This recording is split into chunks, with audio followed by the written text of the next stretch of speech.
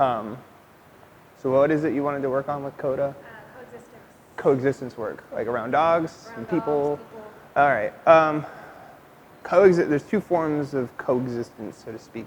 The main forms that I look at is active coexistence and inactive coexistence, which are two different things, two different looks. Active coexistence, I tend to, it's exactly what it is. The dog is being active, or they're actively engaged in an exercise or a task of some sort that's causing them to have to focus. Inactive coexistence is like they're in a crate with stuff going on, or they're on place or tethered, and they're expected to be inactive, like they're supposed to be just hanging out. And it's kind of a task, like they kind of have a little bit of expectation put on them, but you're not right there working them through it, right? So when they're not really good at the inactive coexistence, I work on the active coexistence. A lot of people try to rely on like having their dog sit still while exciting things are happening, right? The classic like, everyone come in, sit, right? They're like getting their dog to sit, and the dog's like butt is on the ground, but they're like, and all their energy, like they're putting their butt on the ground, but like all their energy and focus is at the trigger or like the excitement, whatever it is. If they're fearful or excited, like super social dogs, it's a really similar thing. Their focus is elsewhere. I like them to be active with me, actively involved in an exercise with me. So if I'm practicing a sit or a down, I want them facing me and working for me, not working for that. I don't want them to think that if they sit, they get that thing. It's if they sit, they get from me, and if they work for me, then they get that thing. Otherwise, they don't get it at all. They never get the opportunity. And I severely control that by doing active work, like, hey, follow me. Let's play our engagement games. Let's do our, leash walking. That place-to-place exercise is a really easy one to just, like, if you have two beds in your house, right, and you want to have company come over, as soon as they get there, you're like, place, come, and you start playing this little game that the dog already knows how to do. And then when company comes in, they're like, I'm busy playing my game, I'm having fun with mom, I don't need to worry about you, right? And if they do check out of that game, if you were to give them a correction, it's more meaningful, right? Because you were like, hey, we're doing something, we're on a task, and you left me, right? Now, the other side of that, if they leave and you have to give them a correction, let's say like they don't care about the correction, like you're not gonna like blast them for it. If they're that dedicated to trying to go, if they're barking at something aggressively and they're that dedicated to it that they check out from your activity, then they need more work deciding that the activity you're doing with them is actually valuable, and they need to learn that there's no value in trying to do that stuff and you never get anywhere. So when it comes to reactivity, you want to try and make sure that they're not turning off that situation or controlling that situation in any sort of way with their barking.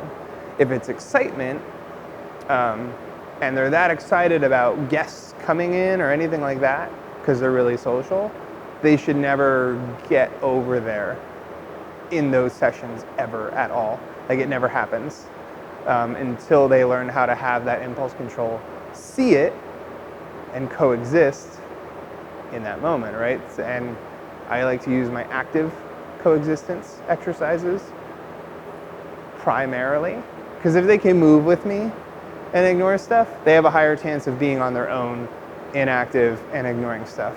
But if they can't even move with me and actually focus on something that's rewarding and valuable, they're never going to be like, oh, okay, I'll sit here and ignore everything that's going on. They end up sitting there and like, what a lot of dog trainers will do is like if the dog is continually like blowing up and stuff, it's just like correct. And it never really fully gets them over the situation. Now, there are moments where that's going to be what happens is like dog is on place already and there's a knock at the door and it's UPS. I'm not telling you to like that you necessarily have to get your dog off and play with them all the time. If you have someone there to help you, then yeah, do that. If you don't have help, right, you're going to need to redirect them, keep them in that exercise, and then go and answer the door. If you have a helper, great. If you don't, you're kind of stuck. But like, you can't be like you can't be like walking your dog around your living room and be like, come on in, it's open. I mean, you could, but I mean, not realistic. Most people don't do that. Not gonna like welcome the UPS guy into the house. Yeah. So focusing on the active coexistence first to get that solid, to where like when you're together and you're asking for behaviors, the dog wants to do it for you and is also making sure that they're avoiding doing anything else, right? They might see something and be like, oh, I'm not gonna do that. What's up? Where are we going? Right? And you develop more check-ins and more awareness to yourself. So then when you want to do more inactive coexistence, the dog has a higher chance of success, right? But if you're walking around and their eyes are everywhere else to begin with, it's really hard to put that expectation on them to be over there on their own, right? And mind their own business.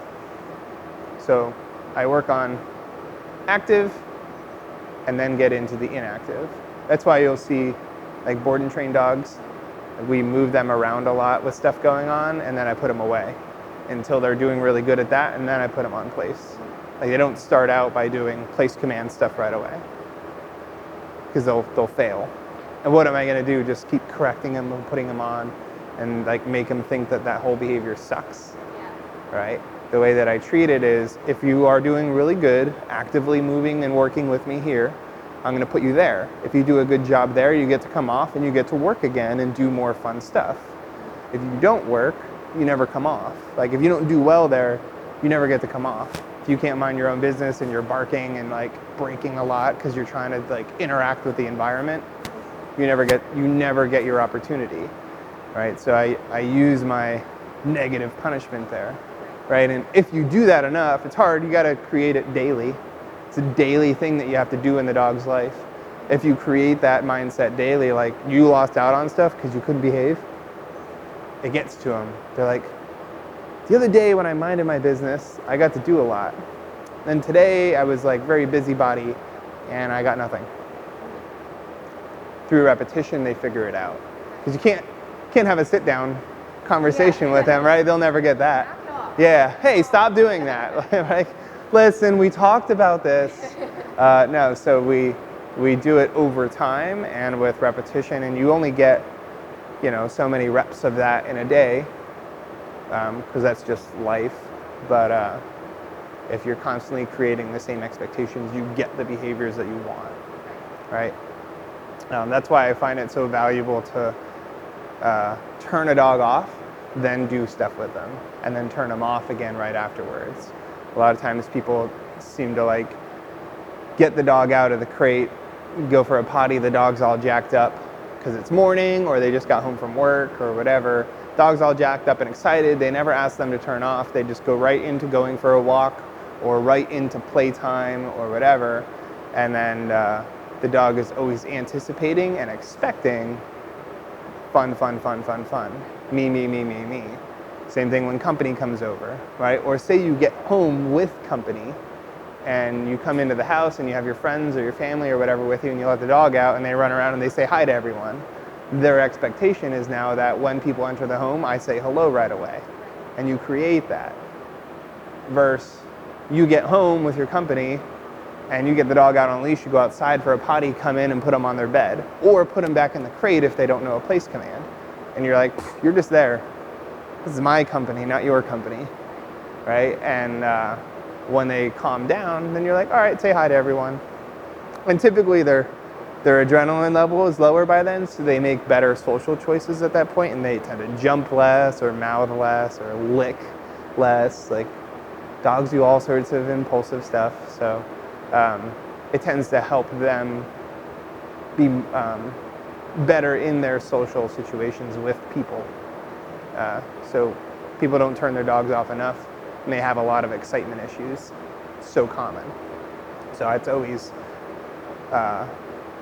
when you're getting home or in the morning or whatever, and you're getting the dog out or starting something with the dog, it's like, hey, let's get out, and you're gonna potty, and then we're gonna do something, but not right away.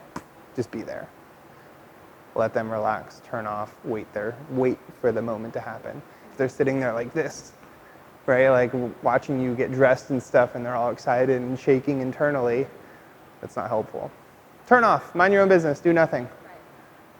Hey, good job, let's go have fun. Then they learn that being patient and being calm and collective is the way to get all the fun stuff in life. And that's where you get the dogs that can handle life really well, and like exciting moments, like people come in and they're like, oh, I'm excited, but I'm gonna calm down really quick, or I'm never gonna get to say hello. Right? Our dogs definitely bark when people come over, but we don't draw any attention to them, and they're just there. People are 6 feet away from them. They know what's expected of them. They calm themselves down really quick, and they're kind of like, they don't like fall asleep, right? They like lay down and put their head down, but they're like, am I allowed yet? I'm relaxing. Yeah, like, oh, is it okay? And then, at some point in time, when I can tell it's not so much on their mind, I'm like, all right, come on out. And they love saying hi to people, and they get goofy, and Achilles and Ari both ended up with their paws on the dining room table the other night during dinner. But like right away I was like, yo, what are you doing? And they both stopped. Yeah. Like it was done. It wasn't a continuous thing that happened. But yeah, they have to practice that stuff across the board. It can't just be like, well, you have an issue with dogs, so we're only going to focus on it around dogs, right? It's dogs, people, lawnmowers, kids, like everything that catches their attention. They have to learn how to coexist around it. If you only focus on one thing, you typically never even get anywhere with that one thing. Right? You actually tend to develop a lot of frustration and a negative mindset about those events with the dog, because you're like, man, every time a dog comes around, you're like jumping down my throat. Right. Otherwise, you don't care. But when a dog comes around, you're jumping down my throat. And it doesn't create enough clarity for them. So it's got to be with dogs, people, all sorts of stimulation, bicycles, skateboards, birds, rabbits. Everything you come across in your day-to-day life, train them around it so they know that the same thing is expected of them no matter what. Yeah. Cool. Good conversations. That was much longer than I wanted it to be, but I can pull